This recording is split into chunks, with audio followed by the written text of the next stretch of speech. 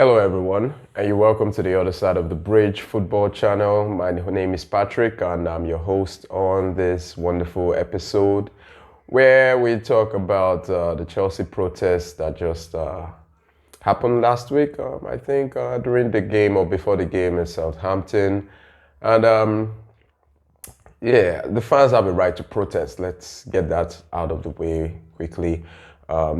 There's been a lot going on in Chelsea. We are not the Chelsea that we used to know under the Abramovich era. Um, I think we can say that about a host of other clubs. We can say that about Manchester United. We can say that about Barcelona. We can say that about the Italian clubs, Juventus, AC Milan, Inter Milan. I mean, the list goes on and on. So we're not the first club to, come down the ladder in terms of our performance. But you could also say the way the club was transformed in terms of Abramovich, the way he lost the club, the way the club was snatched away from him and sold to Bully, and even the setup of the ownership, a consortium of so many people, coming together, to buy the club. It's one that we really haven't seen in football before. I mean, like I said, from the way the club was taken away from Abramovich for non-footballing reasons. In fact, for reasons that are not really directly connected to him. I mean, it was the war in Russia and his connection to, well, let's say his friendship with Putin. And I really don't know when and how being a friend with a president or even a dictator became a crime in England. And somehow, some way, they felt, snatching the club from Abramovich possibly could withhold funds that go to Putin for the war. But hey, it's been 3 years and the war in Ukraine is still on. Now, not that we're happy with the situation in Ukraine, but I really don't think that Abramovich should have been the scapegoat. And that is the precedent that led us to, what we're seeing today currently in Chelsea with the protests and other things. Even the proceeds of the sale of the club, this club was sold for about 2.5 billion, 2.5 billion pounds. And it was said that the proceeds were going to go to the victims of the war. And up till today, the funds are still frozen in a British account, and nothing, not a single pound has left to anyone currently in that war-torn country. So everything has been fishy from the onset. Everything has been kind of blurry. The fans really don't knowing what's going on with the club. The owners being a little bit distant. I mean, when Todd Boehly came in, he made himself the sporting director with no experience in that position, and that was like a prerequisite for failure already. And in 3 years, we've had about 6 coaches. I mean, that's quite a lot. We've invested about $1.2 billion pounds in the club, and still we can't say that club or the team is all the holes have been plugged.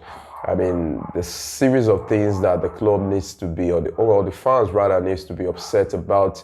We're promised a new stadium. We've not even seen the green light on that. We've not seen any motion towards getting a new stand or a new stadium. Nothing has really been happening apart from the, in quote, wastage that has gone into the team in terms of players. We bought players one season and we sold them in the same season, or we've let them go on loan. We've frozen out players. We got him Maresca. Yes, nobody really expected him to do this well because Chelsea currently sits 5th on the table in the EPL, and nobody really expected that. But come on, this is Chelsea. We couldn't have settled for less. I mean, a lot of fans are still having their eye on the title, or maybe we're still having their eyes on the title before the slump in form.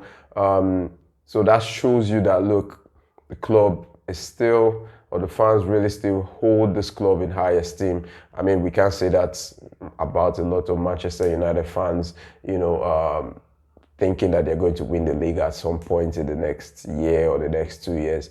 But hey, every season Chelsea, players lace up their boots. We look forward to, exploits in the league, especially in terms of either qualifying for Europe or winning the Premier League. But hey, I digress a bit.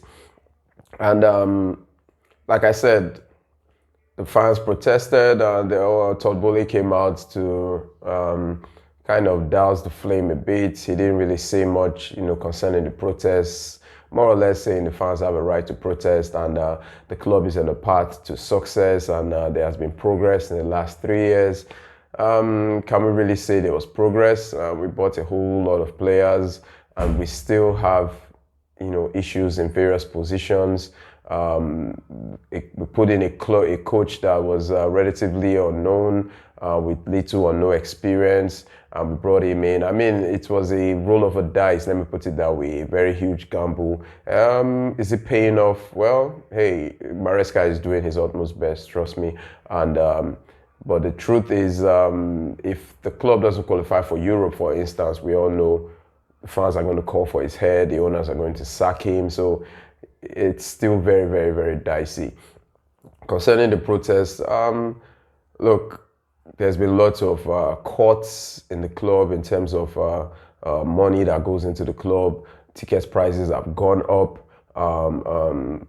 Club doctors have been, let go.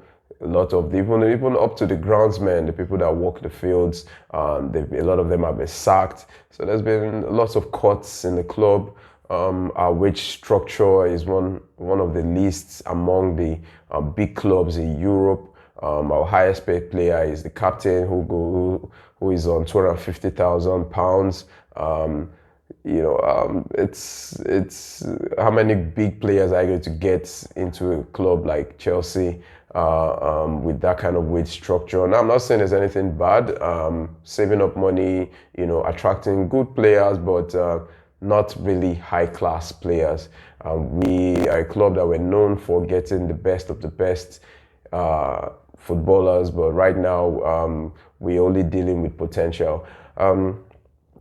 So am I in support of the protest? Yeah, I think the owners need to know that the fans aren't really happy, but at the same time, the fans don't really need to be fickle in terms of, because the club, there's a slump in our position or in our game currently, then they have the urge to protest. I think the protest is something that, should constantly remind the owners, or should be geared towards the owners rather, and not necessarily to distract the team in what they're doing.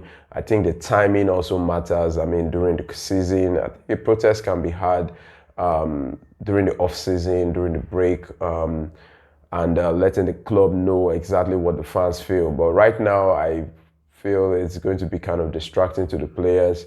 At some point, Levi Colwell was hushing the fans.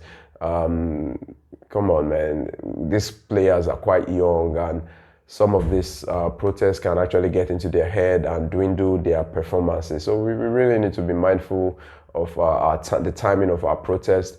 Chelsea as a club is known for big things, winning Champions Leagues in very, very, very mighty and wonderful fashions. We've had a great team in the past. We've had a great owner in the past. And we really, really wanted that to go on for quite a while. But it always seemed like Boehly and his cohorts really had no clue to what they were doing when they bought the club. And right now, the club doesn't seem to be on that upward trajectory, and that's what the fans are crying about.